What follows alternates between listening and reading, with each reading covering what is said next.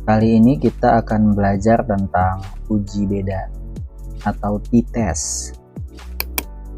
Uji beda ini adalah salah satu teknis analisis komparasi yang digunakan untuk menguji hipotesis mengenai ada atau tidaknya perbedaan antar variabel atau sampel yang diteliti. Nah, contohnya biasanya macam-macam. Ada yang kita tentukan sendiri, kemudian bisa juga berdasarkan isu atau nilai persyaratan dan lain-lain. Oke, kita langsung ke sini. Jadi untuk uji beda itu biasanya ditujukan untuk jumlah data yang sedikit atau kurang dari 30. Nah, syaratnya seperti ini. Ada nilai parameter yang diketahui, kemudian berdistribusi normal. Nah, uji beda ini ada 3 jenis. Ada uji beda one sample, kemudian ada uji beda two sample atau parity test, kemudian ada uji beda 2 sampel bebas atau independent t-test. Nah, kita ke jenis yang pertama. Jadi uji beda one sample.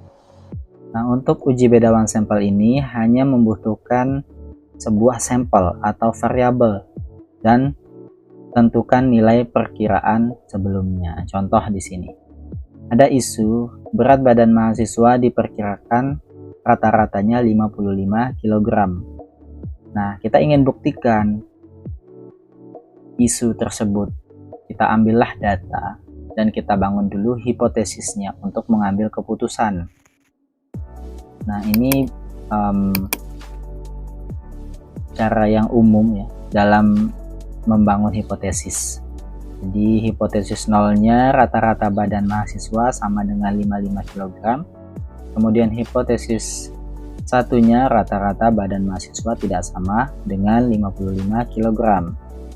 Nah, untuk keputusannya seperti ini ketentuannya. Jika nilai signifikansi lebih besar dari alfa atau nilai ini 0,05, maka hipotesis 0 diterima.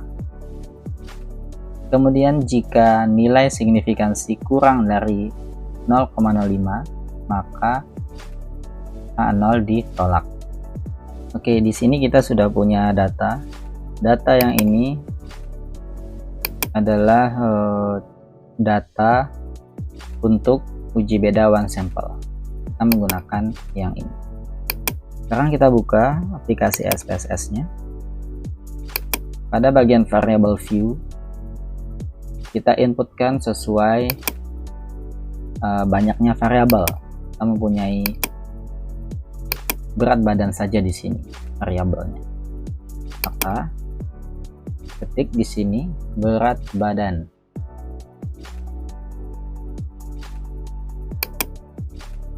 Kemudian desimalnya kita nolkan, kemudian values abaikan.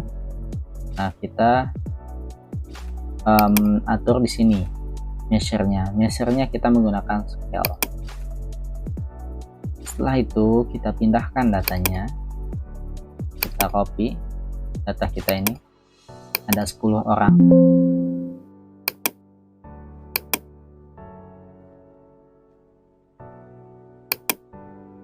Nah, kita pindahkan ke data view. Kita paste di sini. Nah, seperti ini. Jika sudah terinput, maka langkah untuk uji one sample t-test adalah klik analyze, kemudian compare min, kemudian pilih one sample t-test. Nah, kita masukkan variabel berat badan ke kotak test variable.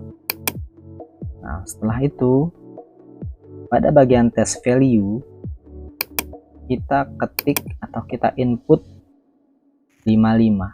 Kenapa 55? Ingat bahwa tadi kita ingin meneliti apakah isu berat badan mahasiswa itu benar-benar 55 kg atau tidak. Maka di test value ini kita input 55 atau nilai perkiraannya. Ini tergantung dari isunya. Kalau misalnya isunya bukan 55 kg, misalnya 45 kg, kita inputnya sesuai dengan angka isunya. Jika sudah seperti ini, kita memasukkan variabelnya, kemudian kita input test value-nya, kemudian klik OK.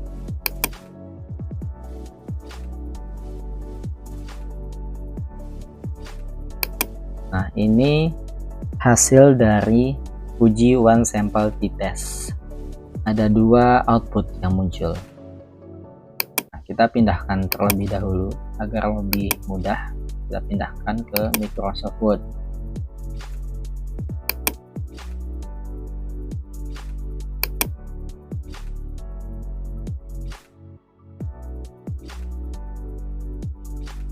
Untuk interpretasinya, pada bagian pertama, pada tabel pertama, ini adalah tabel deskriptif statistiknya.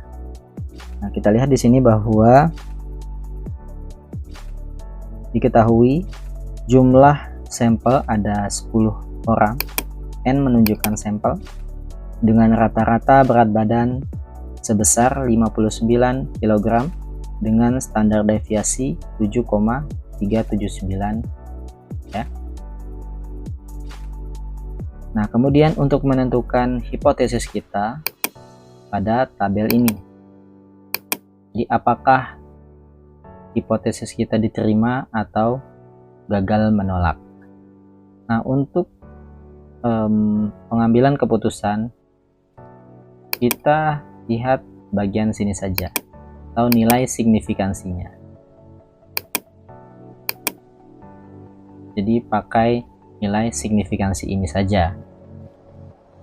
Kita lihat tadi untuk ketentuannya, jika nilai signifikansi lebih besar dari 0,05, maka A0 diterima, yang artinya rata-rata badan mahasiswa sama dengan 55 kg. Dan jika nilai signifikansinya di bawah 0,05, maka rata-rata badan mahasiswa itu tidak sama dengan 55 kg. Kita cek. Nah, untuk nilai signifikansi di sini kita lihat 0,121. Nolnya tidak terlihat memang untuk aplikasi SPSS. Jadi di sini angkanya 0,121. Angka 0,121 itu lebih besar dari 0,05. Maka keputusannya adalah H0 diterima. Artinya berat badan mahasiswa atau rata-rata berat badan mahasiswa itu sama dengan 55 kg. Walaupun di sini kita lihat rata-ratanya itu 59. Walaupun demikian, itu tetap saja terhitungnya masih dalam interval 55 ini. Namun bagaimana jika test value-nya ini diganti? Ya maka akan berubah juga nilai signifikansinya. Begitu.